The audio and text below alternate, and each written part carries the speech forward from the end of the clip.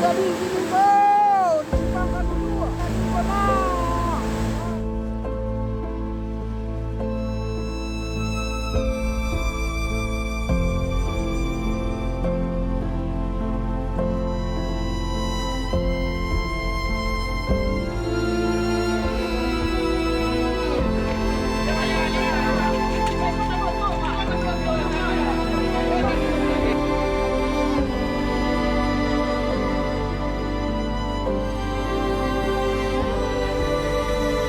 Aku bisa keluar lantaran batu gede itu menerobos rumah aku, jadi aku bisa keluar.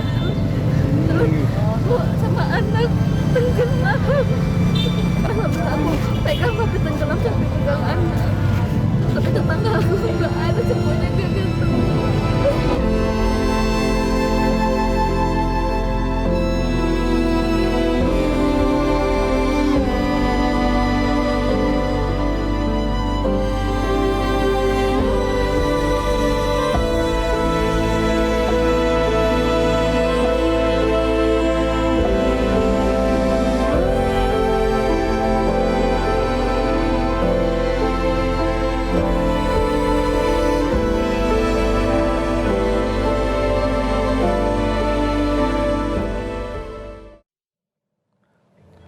Badan Meteorologi, Klimatologi, dan Geofisika memperkirakan ada potensi banjir lahar susulan Gunung Merapi, Sumatera Barat yang dampaknya lebih besar dari sebelumnya. Oleh karena itu, masyarakat dan petugas tim gabungan penanganan bencana diimbau untuk meningkatkan kewaspadaan, mengingat hujan lebat masih akan terjadi 1 pekan ke depan. Dalam waktu kurang lebih sepekan ke depan, hujan ini masih akan terus cukup lebat, turun terus-menerus. Oleh karena itu, dengan BNPB sudah mengkoordinasikan akan dilakukan, segera ini sudah bergerak, teknologi modifikasi cuaca diterapkan. Modifikasinya nanti bentuk apa, Bu? Jadi awan-awan hujan ini diupayakan agar tidak turun di lokasi bencana. Jadi diturunkan, ya, diturunkan di laut. Tidak hujan, gitu. Seperti saat ini awan-awan hujannya ini masih ngantri di laut. Nanti akan bergerak ke darat dan sekitar jam 1 akan mulai turun hujan. Nah, pendekatannya bagaimana awan hujan itu dicegah agar tidak masuk ke darat atau ke lokasi bencana. Kapan dimulai, Bu, modifikasinya, Bu? Besok sudah mulai. Hari ini sudah mulai bergerak. Hari ini bergerak, Besok dimulai. Dan sudah bergabung bersama kami Ibu Dwi Korita Karnawati, Kepala BMKG melalui sambungan telepon. Ibu Dwi Korita, selamat siang. Selamat siang, Assalamualaikum warahmatullahi wabarakatuh. Waalaikumsalam. Ibu, jadi penjelasannya seperti apa? Ketika tadi Ibu ada pernyataan yang dari Ibu menyebutkan bahwa kalau bisa ini cuacanya atau hujan dicegah masuk ke Sumatera Barat, apa langkahnya? Modifikasi cuaca kah atau seperti apa, Bu?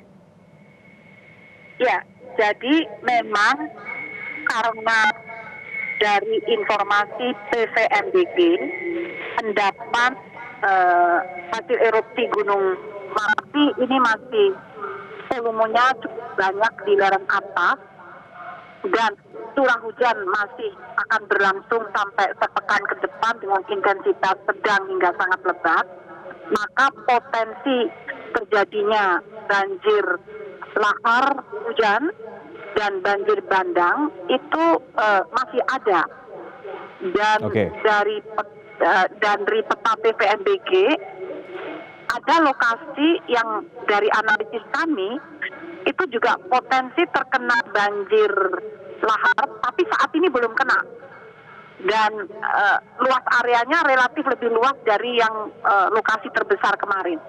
Sehingga kami upayanya adalah untuk memitigasi potensi ini, dan siang ini mohon doa sekitar pukul 12 siang tim teknologi modifikasi cuaca, tim modifikasi cuaca akan segera melakukan tugasnya untuk mencegah awan-awan hujan yang hari ini posisinya berada di sebelah timur perbukitan Barisan, dicegah untuk memasuki wilayah kawasan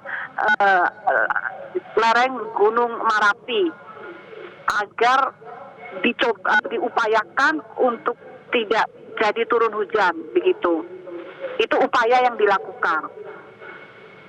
Baik, berarti saya konfirmasi siang ini dilakukan modifikasi cuaca dengan tujuan adalah mengurangi curah hujan yang masuk di wilayah sekitar Merapi, begitu Bu ya?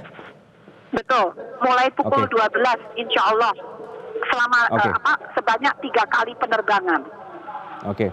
Oke, Ibu kemarin sempat ada rapat di sana berkenaan dengan bencana ini. Apa rekomendasi yang bisa di-share ke publik, Bu? Jadi rapat kemarin adalah untuk koordinasi dipimpin oleh Kepala BNPB. Jadi kami berbagi tugas, ya, BNPB mengkoordinasikan, terutama juga menangani aspek sosial korban dan juga mengkoordinasikan mitigasi bencananya.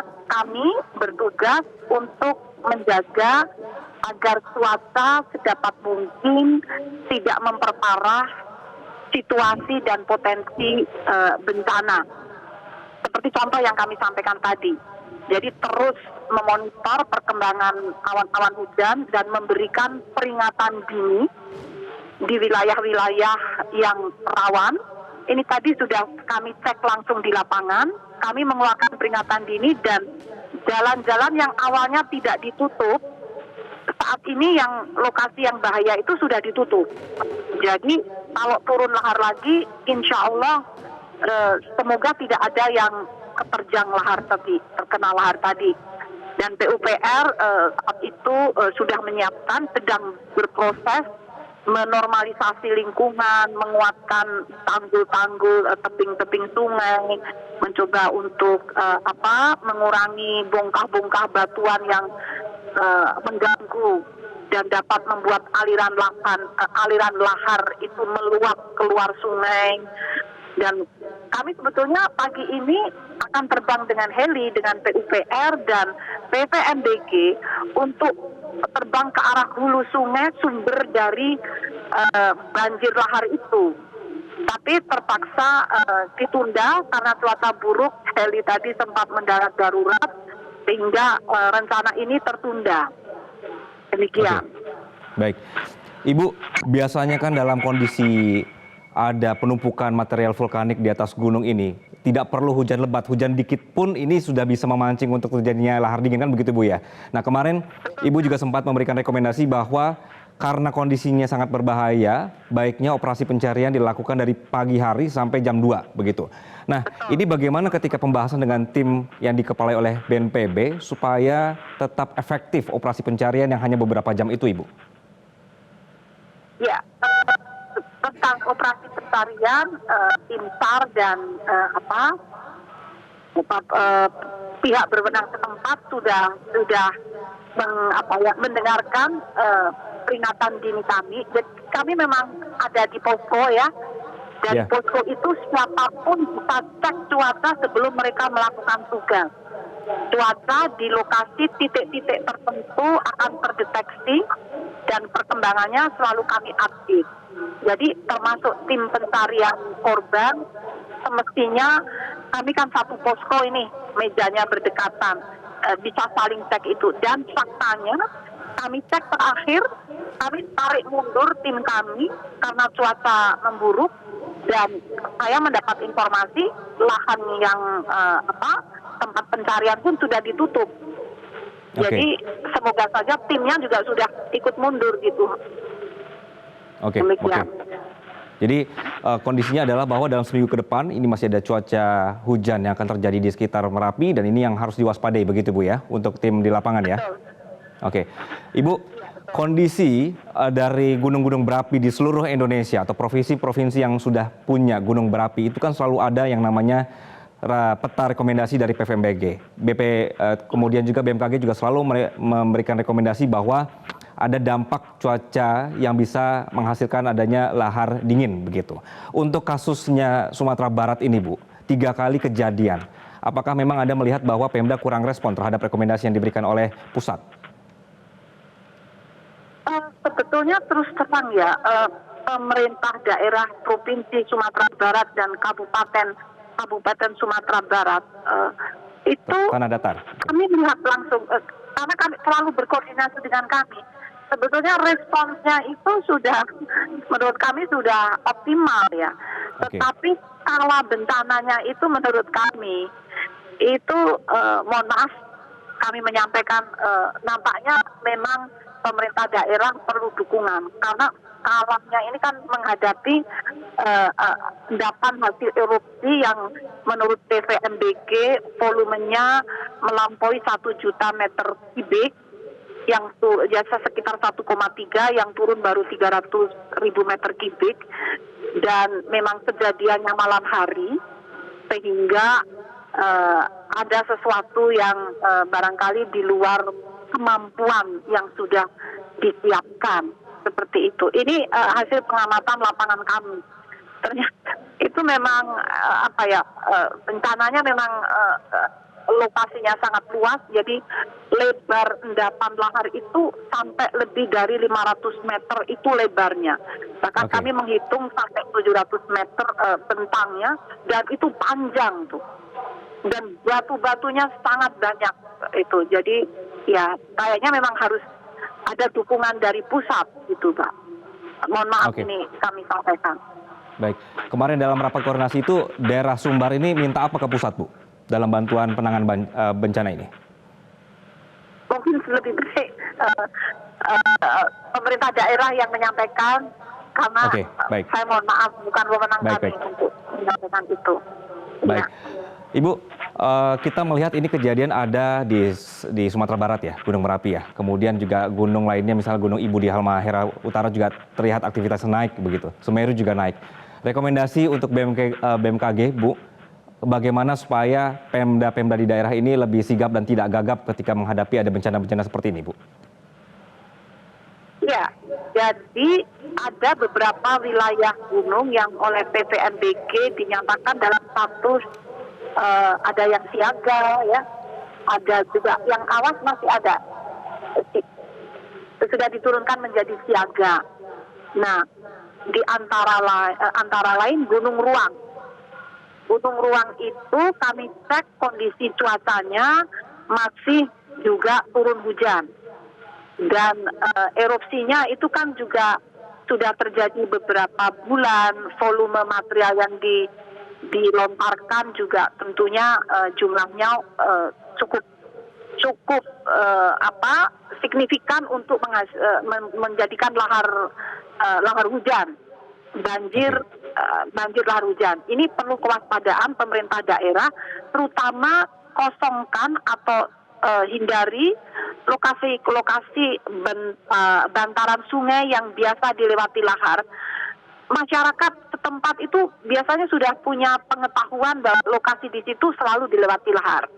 Sehingga kalau hujan ada peringatan dini dari BMKG, peringatan dini kami itu bukan peringatan dini banjir lahar ya. Bukan, itu bukan wewenang kami. Tapi hujannya itu tugas kami. Dan dengan peringatan dini hujan, ini diharapkan membantu pemerintah daerah. Kalau hujannya itu sedang apalagi lebat dan sangat lebat, sementara kosongkan lebih dahulu dari hunian. Karena itu meluap keluar dari sungai, keluarnya sampai ratusan meter, dan jangan sampai rumah-rumah yang ada di sekitar situ akan tersapu semua oleh batu-batu, ya, lumpur, pohon-pohon. Jadi cara yang paling praktis itu kosongkan sementara tempat tersebut terutama kalau sudah mendung, dan hujannya itu tidak harus pada lokasi bencana. Hujannya tuh di atas, di hulu, di lokasi bencana itu tidak ada hujan. Jadi lihat ke arah gunung, kalau gunungnya gelap berarti atau mendung berarti di sana kemungkinan besar hujan. Apalagi kalau debit sungai itu semakin kencang, ya, semakin tinggi kecepatan arusnya semakin tinggi dan warnanya semakin coklat, itu sudah harus segera meninggalkan tempat tersebut. Demikian. Oke. Berarti kalau misalnya dalam kondisi kayak gini, seperti ini, tadi laporan tim kami juga melihat di atas gunung ini sudah mendung, nah itu sudah pasti harus diwaspadai begitu, Bu, ya, karena hujannya mungkin tidak jatuh di tempat bencana, tapi justru di ujung atau di puncak gunung, begitu, Bu, ya? Dan itu yang terjadi di sini. Sehingga banyak korban, masyarakat tidak menyangka, tidak ada hujan kok, gitu. Oke. tidak ada hujan, tapi justru dapat aliran banjir bandang begitu. Ibu, untuk modifikasi yang sedang dilakukan oleh tim Anda saat ini, itu hasilnya bisa dilihat kapan, kemudian akan berapa kali modifikasi cuaca dilakukan, Bu? Rencananya setiap hari 3 kali. 3 kali penerbangan. Jadi total 15 kali menggunakan 15 ton garam. Jadi sekali terbang itu 1 ton garam kami tebarkan untuk menyemai awan-awan hujan agar turun sebelum memasuki area bencana. Begitu. Oke, itu yang kita akan lihat hasilnya dan mudah-mudahan ini juga akan sangat membantu tim lapangan yang sedang berusaha untuk mencari korban yang masih hilang. Begitu Ibu ya. Ibu Dwi Korita Karnawati, terima kasih atas waktu Anda di siang hari ini. Dan pemirsa, Breaking News Metro TV akan kembali usai jeda, tetaplah bersama kami. Jelajahi cara baru mendapatkan informasi. Download Metro TV Extend sekarang.